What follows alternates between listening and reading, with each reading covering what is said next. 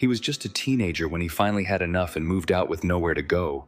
But what he told his parents next would completely shatter their expectations. Why did he refuse to take on a responsibility that most family members assume without question? Here's the story. A 19-year-old young man, the second-born of 4 siblings, found himself in a unique situation. All 3 of his siblings were born with a disability due to a genetic condition that their parents discovered only after the youngest was on the way. While his older sister started showing signs at 4.5, his younger brother at 2, and his baby sister after just a few months, he was miraculously untouched by the condition. Tests confirmed he wasn't even a carrier. Because of this, he was frequently overlooked but burdened with enormous responsibilities to care for his siblings. His duties only increased as he grew older. Cooking, yard work, cleaning, and even first aid training became his obligation. Despite all his work, his parents were never supportive or appreciative. They took their frustrations out on him, dismissing his need for recognition by telling him he didn't deserve praise for helping family. When he was just 15, a fight erupted when he dared to ask for acknowledgement of the meals he prepared, only to be sarcastically asked if he sought praise from his teacher. His parents' vision for his future was non-existent beyond his role at home. So when he turned 18, he took a leap and left home with no place to go, choosing to live in a shelter rather than return. Eventually, a friend helped him out, and he hasn't looked back since. But the confrontation didn't end there. His parents' pleas for help continued, and they ominously hinted that he should practice his caregiving skills for when they could no longer do it themselves. It was then that he delivered the blow. He told them they needed to figure it out themselves because he would not be taking on any responsibility for his siblings' care.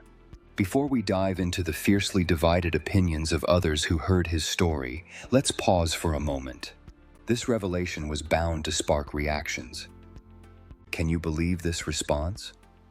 One commenter stated, "Not the jerk. I am so sorry you were treated like a live-in caregiver. The right thing to do is be very clear with your parents that you have no intention of taking over care for your siblings if your parents become infirmed or pass. Likewise, you need to make it clear that you will not be returning to care for them in their elder years either, as this is how they think they will bring you back in.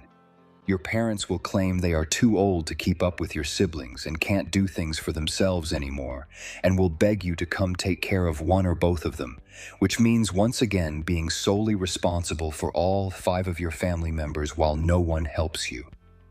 Get away. Be clear with them that you want your own life and do not agree to be the indentured servant for your parents and siblings in perpetuity. Good luck, original poster." Another voice adds support, stating directly, "Your life is your own to live. I'm so sorry for the childhood you had, but you have no more obligation to your parents or siblings. They will have to find and arrange care for the future for them without counting on you." Not the jerk. Isn't it harsh when the truth is spoken so bluntly? A third comment goes deeper. Not the jerk. Your parents are absolutely awful. I'm so sorry. This is textbook parentification and is the #1 thing parents of disabled kids need to watch out for when it comes to non-disabled kids. The fact that they knew they were doing it and doubled down because you're supposed to be grateful for being born is disgusting. You owe them nothing. They should have been planning for this since they had the first child diagnosed. Expecting one person to take care of 3 disabled siblings is insane. You have every right to cut them completely out of your life.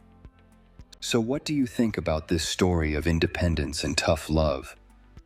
Was he justified in leaving his parents to fend for themselves, or should he have taken on the responsibility his parents expected?